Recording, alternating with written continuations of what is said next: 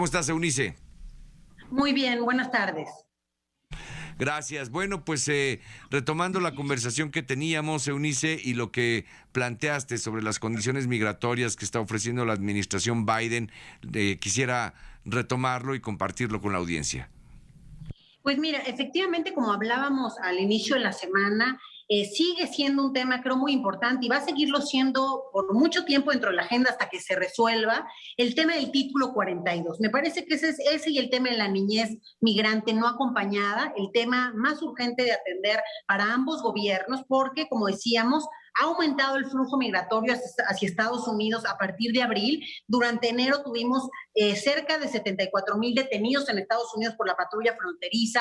En febrero, cerca de 100,000. Y vamos a cerrar marzo con cerca de 120,000 personas que cruzaron la frontera y que los detuvo la patrulla fronteriza. Un punto muy importante es que está viajando mucha gente con niños menores de edad. El 80% de estos migrantes viajan en familia y bueno, eso es parte de la realidad que también estamos viendo de regreso en México, porque vía título 42, el título 42 lo está utilizando Estados Unidos básicamente para regresar a centroamericanos a México bajo el pretexto de la salud pública. Este es un título que activó el presidente Trump en marzo del 2020, pero que ahora Biden le está haciendo un uso indiscriminado de este título 42, regresando prácticamente a la mayoría de las personas que cruzan la frontera a territorio mexicano. Esto lo está haciendo principalmente por Tijuana y por Ciudad Juárez. Desde hace 2 semanas y media, diariamente, cerca de 100 personas son depositadas en los puentes fronterizos. Y también hay que decirlo, no tenemos ni siquiera ciencia cierta el número de personas que han sido regresadas por el título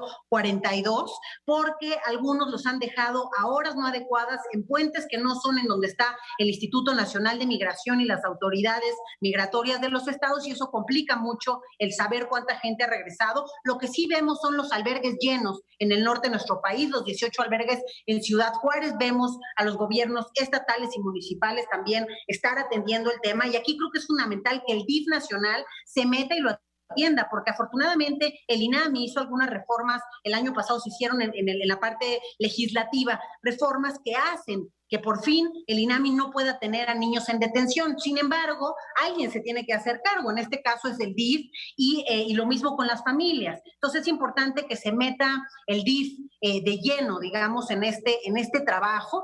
Y por el otro lado, lo que decíamos, estamos viendo pues varias violaciones a los derechos humanos de los migrantes en México. El caso de Victoria, pero también lo vimos con el migrante guatemalteco, con el tema de los militares. Entonces, y el tema de fondo aquí, que creo que no se ha hablado tanto, es decir, sí es el tema de la política migratoria, pero por ejemplo, en el caso de las mujeres, son vulneradas en todas las caras del fenómeno migratorio. En el lugar de origen, por ejemplo, Victoria salió huyendo de El Salvador prácticamente por el riesgo a perder la vida, se le da una visa humanitaria. Entonces, en este caso, la autoridad migratoria, que es el INAMI, cumplió con darle esta visa humanitaria, pero quien incumplió ya es el país de acogida, es decir, México, y en este caso las autoridades policíacas del estado de Quintana Roo, que finalmente, en lugar de cuidar a esta mujer como era su responsabilidad, no solamente no la cuidaron, sino que además la mataron, la asesinaron, y aún después de muerta siguieron agrediéndola. Entonces, esto creo que es lo más grave y nos debe llevar al punto principal, que es el sistema de seguridad y la formación policíaca en nuestro país. Hoy tenemos un programa rector de profesionalización que ni siquiera ha sido actualizado. Es un programa que le toca al Secretariado Ejecutivo del Sistema Nacional de Seguridad Pública y al Consejo Nacional de Seguridad reformar, ampliar y sobre todo dar prioridad a los temas de proximidad, de cercanía, de perspectiva de género, de trabajo con poblaciones vulneradas, porque finalmente estamos poniendo autoridades que no tienen conocimiento de eso. Del programa de gradualidad de la fuerza, porque me parece que eso en una primera instancia es lo que falla aquí. Es amplísimo, digamos, lo que se tiene que capacitar a los policías, proyecto que inició, me acuerdo, ¿no? Porque periodísticamente seguí el caso desde el sexenio de Felipe Calderón, algo todavía se continúa en el de Peña Nieto, pero nunca llegó realmente a cumplirse el 100% de la capacitación. Recuerdo, José Juan, a ver si tú te acuerdas, pero era María Elena Moreira quien seguía ese proceso de capacitación y daba las cifras de cuántos habían actualizado y cuántos no. Pero bueno, En fin, Sí. un punto muy importante. Ahora, Eunice, aprovechando dos comunicaciones que tuvimos y tu presencia en el estudio, estábamos hablando de la vacunación para mexicanos en los Estados Unidos y todo. En grupos de migrantes, ¿qué medición, si es que existe, qué reportes se tienen, si es que existen, de contagios por pandemia? Porque el hacinamiento, ya sea en vagones de tren, en las caravanas, en los transportes, en los autobuses, es considerable. ¿Cómo se mira y cómo se atiende el fenómeno de los contagios para la población migrante, para quienes están en Estados Unidos o quienes vienen ingresando al país?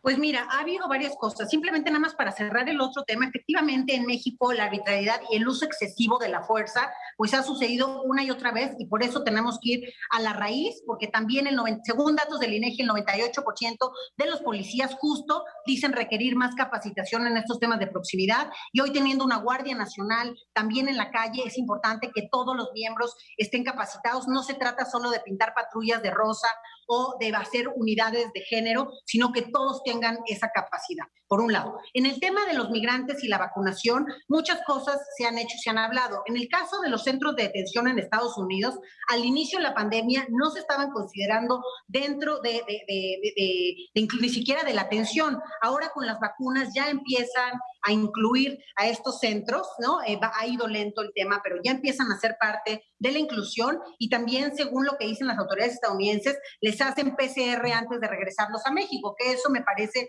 que puede ser una mentira, porque al final, con el pretexto de las pandemias, lo sacan, pero dicen que les hicieron PCR Claro. y que no tienen COVID, entonces no viene al caso. Y en el caso mexicano, afortunadamente, la verdad es que ha habido pocos contagios en los centros de detención migratoria. Hubo, a partir de varias resoluciones, se liberó a muchas personas y bueno, los contagios han sido bajos, pero en el tema de la vacunación, pues todavía, hasta donde yo sé, no los tienen incluidos a los centros de migración, que como bien dice, son centros de hacinamiento, pero lo que sí es que creo que ha habido cuidados necesarios para que no se expanda el contagio, y lo mismo con los centros que son de sociedad civil, los albergues, al menos los que me ha tocado visitar, cuando han tenido algún brote lo han controlado y afortunadamente